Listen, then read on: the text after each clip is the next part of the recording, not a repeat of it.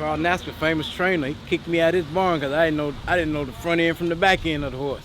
Wow. But I stuck with it, man, and I'm still here. Yeah. It's been like 16 years ago now. Yeah. Still here. Yep. And what's your favorite moment, man, throughout the years, man? My favorite moment is when I worked with his brother, Mike Thomas, rest in peace, my childhood friend. He the one that introduced me to this, man, and he used to run a shed road for this lady, Carrie Farmer. She's a pin hooker, and you know he ran her shed road. We had the best times there, man. Everything was good about that. As a matter of fact, I was the #1 man for him right there. You feel me? I had to take every horse to the ring. You know, he gave me one of the baddest horses. You had to walk him to the track. I mean, the jockey had to ride him to the track. You couldn't walk him because when he get to the track, he go crazy. But my partner, Mike Thomas, again, rest in peace, he never told me that. I got down there, the horse had me going around in a circle. I said, man, why you give me this horse, man? And he said, because I knew you could handle it. So from that moment on, man, I knew I had it, and I ain't going nowhere. I'm stuck with it. And you know, and that's the beauty about this program, the Real Players, man, because a lot of people see racetracks, race horse, and they think it's the owner, the trainer. They don't even understand that behind the scenes in this work. A whole lot of other things are going on behind the scenes, yeah. You know, and they don't know, you know. And it's important history, especially black history, because you can't name the greatest horse in the world going to have a black groom that rubbed it. You're right. That's right. Well, there is a great horse that had a black groom, and his name was Man of War, and his name was Harbit. Matter of fact, his picture is right up there on the wall in there now. I know his grandson. His grandson has a breeder's agency where they actually match horses to breed and you know, and raise babies. And he has his grandson has an agency right now in Lexington, Kentucky. And I actually follow his grandson on Facebook, and I posted an article about him recently, man. I would love to meet these guys because I seen them recently. They had like a fellowship at the track recently. Him and a bunch of his buddies and horsemen. Right. And I seen that picture, and I was like, wow, that's a table I wish I could have been sitting at. You know what I mean? This guy's name is Greg Harbit, and he's in it now because of his grandfather, Man of War. Man of War. And Man of War died, and it wasn't long after Mr. Herbert died. You know, because the love for the horse broke his heart. Wow. You know, and it wasn't long before he passed away. The thing I learned most about this industry, though, is the less you touch the horse, the more money you make. All the way up the ladder. All the way up the ladder. From a groom. The owners don't touch. Only time the owners touch them horses is when they win the big race and they come in. They pat them in the winner's circle. The less you know what I'm saying? Them, the more money you make. Less you touch them, the more you make. The more you make. Yeah. If you can develop, if you can advance up into pin hooking them or owning them and get lucky, you can make a lot of money. But you have to be smart, and it's going to take a lot of luck. Trust me. Dedication.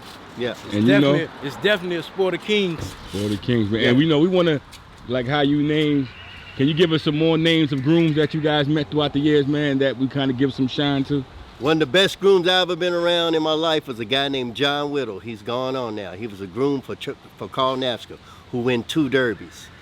John Whittle. Yeah. Great with a horse. Great with a horse. Great with a horse. He could tell you things a horse is going to do before he does it. Yeah. You know, and he had a chance to be a great trainer, but he just didn't have the opportunity, you know, or the money behind him. But he was good with a horse. He could train horses. He knew what horses liked. You know, he was a better trainer than Carl Nasper, I think. And Carl, I know you gonna like that, but John was a good horse trainer, and he probably should have deserved a better chance than he got.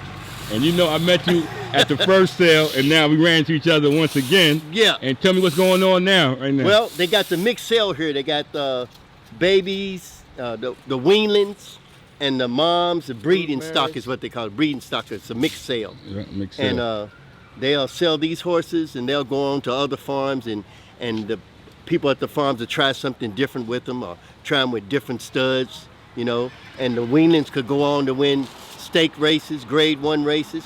Who knows? Maybe be another Zenyatta. Yeah. You know, and any one of these horses got a chance to be another Zenyatta. And besides Zenyatta, what's some of the other horses that you really like? Well, I rubbed a horse once called Gino for Carl Nasker.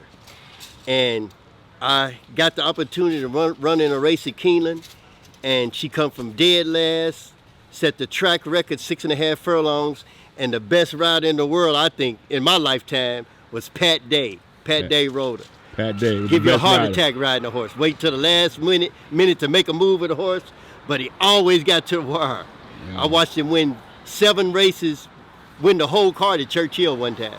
The whole I've never card. seen him win every race. And then I watched him another time win every race, but the last race got beat by a nose in the last race. Wow. Pat Day. Pat Day. Pat Day, that's right. Patient Pat, boy. Patient Pat, huh? Yes, The sir. famous horse I ever rubbed on was Big Brown. And I didn't even know I had rubbed on it. I didn't even know it, man. Yeah. My buddy Mike Thomas again, rest in heaven, man. He said, man, that's the first horse you ever rubbed right there was Big Brown. Big Brown, huh? Big That's Brown. a classic right Right. there, man. Yep. He won the Derby, too. Yes, Yeah. sir. Big Brown won the Derby Yes, also. yes, sir, man. Yeah. And the largest horse I ever seen, again, was working when I was working with Carl Nasker. Spent a lot of time working with him. I didn't rub the horse, but it was a horse named Choose a Partner. 18.5 hands. Biggest horse I ever seen in my life. She was a filly. And you could stand beside her, and her back was this tall. Her back was this tall over my head. Wow. She like was that. huge. Woo. Huge filly. Wow. Yeah, huge filly. Wow, man. Thank you guys, man. All right, man. Hey, man. Hey, it's a pleasure talking to you, man. And I'm trying to get to Kentucky, right? You think they're going to let me in the backstretch when I get there? I'll make sure you get in the backstretch. Call me. I got your number now. I'll make sure you get there. Yeah, Yeah, because we're trying to come there, man. I want to talk to all the guys because the history is in Kentucky, It's man. rich. It's rich horse It's history, rich. man. Yeah. And they said it's kind of like Saratoga.